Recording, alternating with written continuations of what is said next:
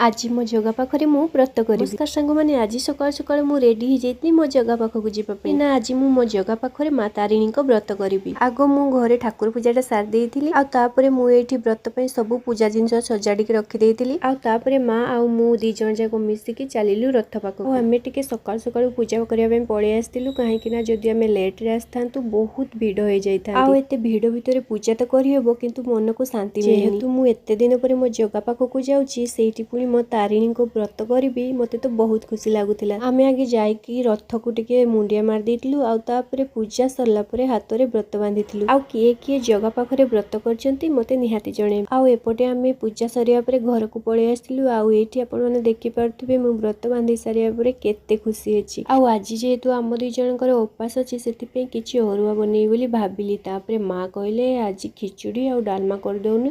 आ तापरे मु संगे संगे जेकी परिया सब काटिकी डालमा बनै सारला परे खिचुड़ी बनै देइतली एठी देखो। आ आज रोसई रे तो मोर सेमिति किछि नाही। आ आज केवल बापा को छाडी देले आमे समस्त अरुआ खाइबु। जदि मो वीडियोटी आपण मानकु भल लागथे सब्सक्राइब निश्चिंत करिवे। आ आपण माने मो वीडियो तो देखचंती किंतु सब्सक्राइब करनहंती प्लीज सब्सक्राइब कर देबे। रहिली जय श्री जगन्नाथ।